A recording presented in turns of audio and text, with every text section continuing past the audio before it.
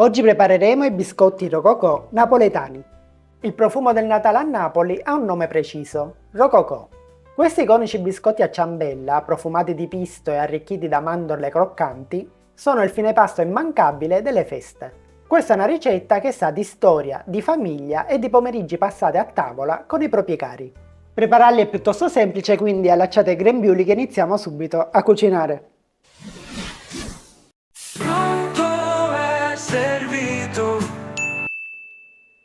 Allora iniziamo con il tostare le mandorle, ce ne occorreranno 400 grammi.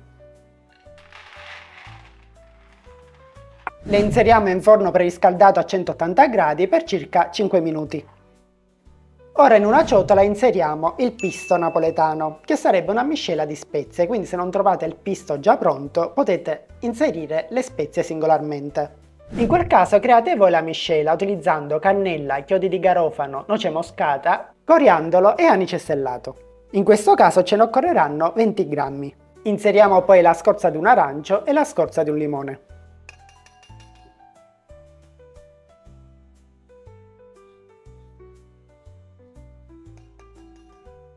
Inserisco poi un bel cucchiaio di estratto di vaniglia.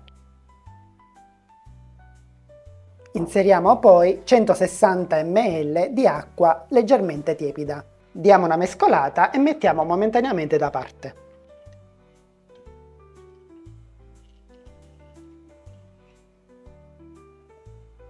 Ora ci occorreranno 500 g di farina 00 che trasferiamo sul tavolo di lavoro. Creiamo al centro una fontana. Inseriamo al centro 500 g di zucchero semolato. La ricetta tradizionale prevede come proporzioni appunto 1 a 1 con la farina, quindi 500 g di farina e 500 g di zucchero. Questo servirà per dare la giusta consistenza al biscotto. E andiamo a miscelare intanto questi due ingredienti. Una volta miscelati ricreiamo di nuovo la fontana al centro, dove inseriamo 25 g di miele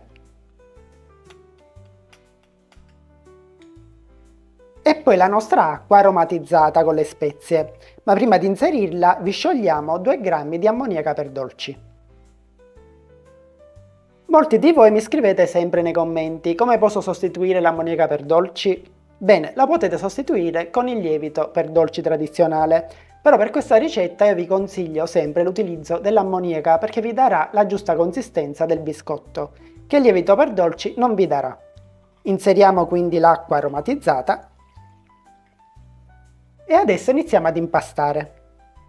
Dobbiamo ottenere un panetto liscio e compatto.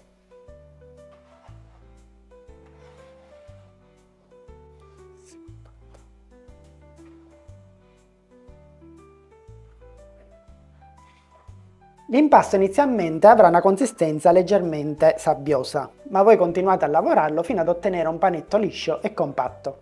Ma prima di portare a termine l'impasto prendiamo le nostre mandorle che nel frattempo si saranno tostate e le dividiamo in due parti. Una parte la lasciamo intera e una parte invece la tritiamo in modo grossolano e inseriamo le mandorle all'interno del composto.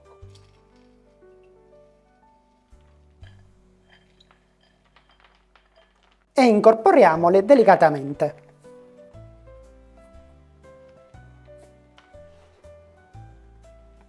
Quando il nostro impasto sarà pronto, creiamo un filone di pasta, più o meno di questa circonferenza, e dividiamo l'impasto in parti uguali.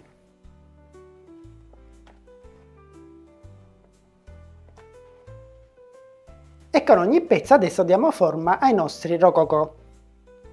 Andiamo a creare un altro filone di pasta, questa volta più piccolino, e lungo circa 20 cm, che poi andiamo a richiudere in questo modo.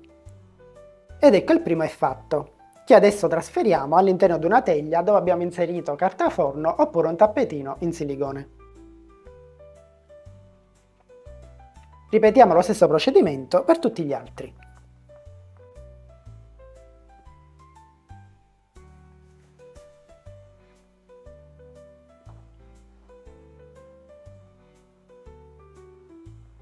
E per finire spennelliamo con un tuorlo e un po' di latte.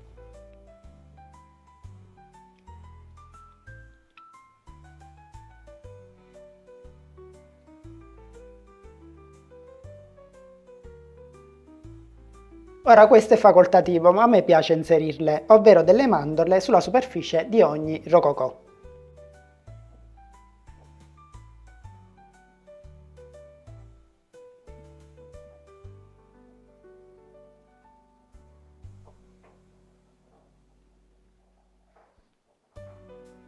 E adesso siamo pronti per infornare con forno statico 180 gradi per circa 15-20 minuti.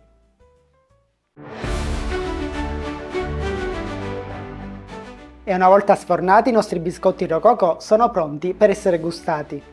Pronto? E servito!